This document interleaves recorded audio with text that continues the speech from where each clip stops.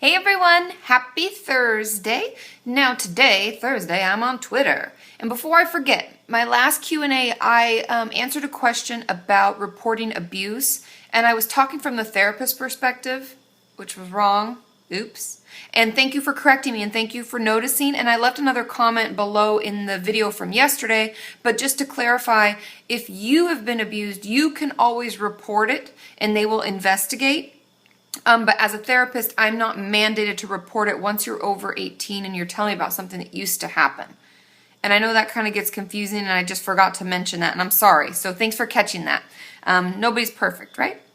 And okay, so on to my questions. I also tweeted out a tweet today a couple of times. I think twice today I tweeted it out. And just recently I even just tweeted one out about new Media Rockstars. And I gave a link in the tweet to their website and how you can nominate me.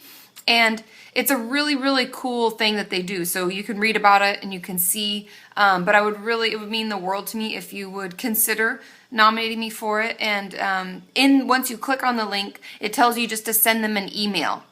And it gives you an email at their website. So that's the easiest way to do that. So read about it, and that would make me feel really good. So that would be something, way you could help me out. So check that out in my Twitter feed. And now onto my Twitter questions. So the first question comes from Allison Rhodes. It says, is it possible to grieve for someone dying even though they haven't left the physical world yet? And definitely, it's definitely possible. A lot of times, I've actually had a couple clients, and I have some followers who have kind of lost someone because either to drugs or alcohol, because we all know that that can really change who a person is and how they are.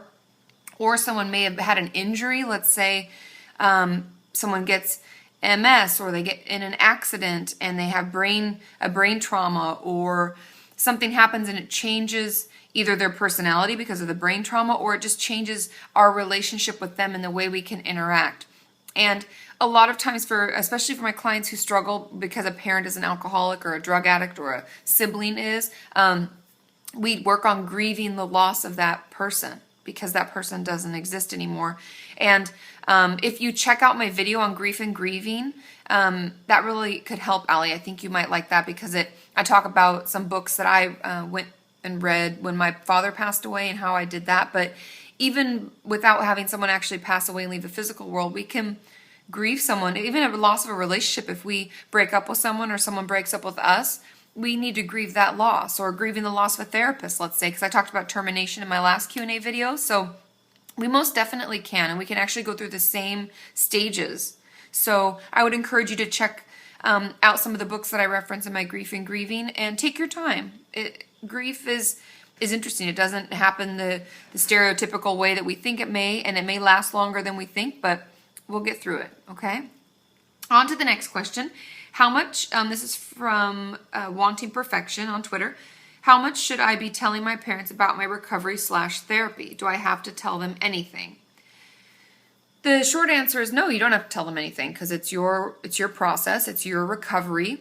However, if you live with them and you're wanting their support, whether that support be financial or emotional, or even just having someone at the house eating breakfast snack, lunch snack, dinner snack with you, it can be really helpful to have them on board.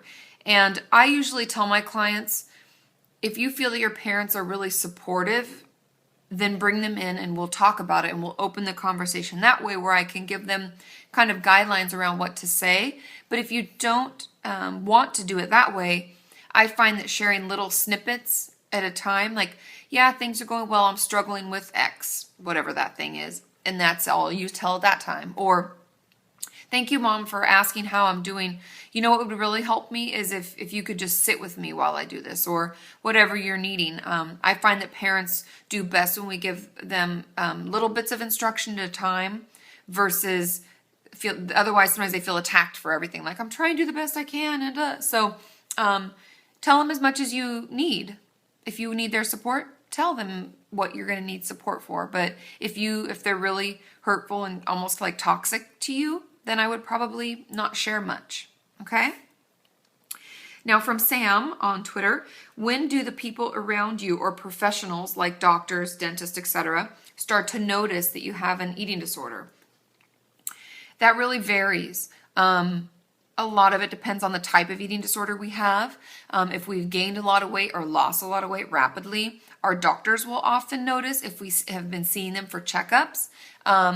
If we're bulimic, that would be the time that dentists would notice. But to be honest, everybody's body is different. And I've had patients who've been bulimic for 3 months who've had severe dental issues. And then I've had patients who've been bulimic for years, like 5 to 10 years, and have had no dental issues. So to wait for someone to notice just really depends on your body.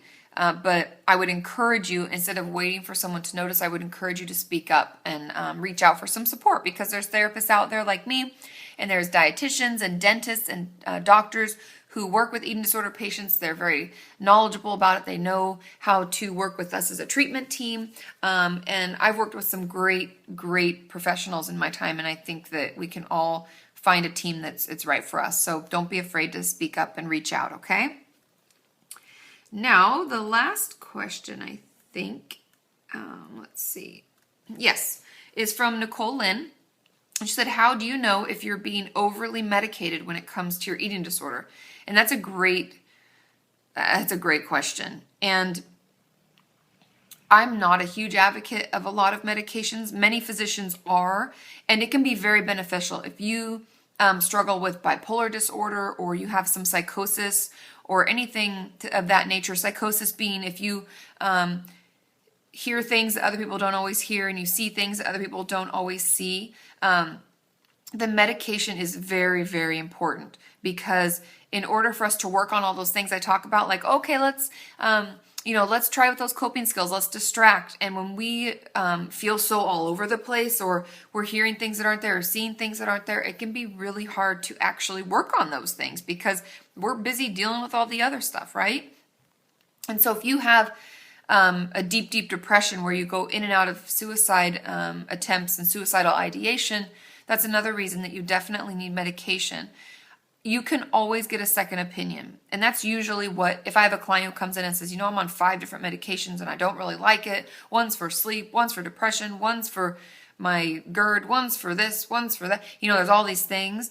I may tell them, if you're concerned about your medication, it doesn't hurt to get a second opinion. And we can always find another physician that takes our insurance and go in and just say, I've been seeing a physician for a while and I'm just looking for another opinion because I feel like I'm on a lot of medication. And as long as we're open and honest about our struggles, I think we'll get a good answer, okay? And I would just be careful, please, for any of you listening, do not take yourself off your medications without consulting your physician. I have so many clients do that, and it's really scary, because a lot of times we can go through withdrawal. Our body may have some kind of adverse reaction to us getting rid of the medication without titrating. And a lot of times we won't know all the things that medication may be helping us with. And if you talk to your physician, you're really wanting to get off medications, unless, like I said, it's keeping you stable because, you have another illness that you're working with, and it helps keep you able to work on the other things. Other than that, they'll be open to switching or getting you off some or lowering your doses. Just be honest with us and talk to us. We're people, and we understand, and we hear you. And so if you have concerns about that, that's what I would do with that. Okay? So tomorrow is Friday. Yay. I won't sing my song yet because it's not Friday yet. But I will see you all tomorrow. I hope you have a lovely evening. It's a little bit later here. I had to go grocery shopping, and I had wedding stuff to do. And the wedding stuff is coming along great. We are exactly a month out. Our wedding is July 13th.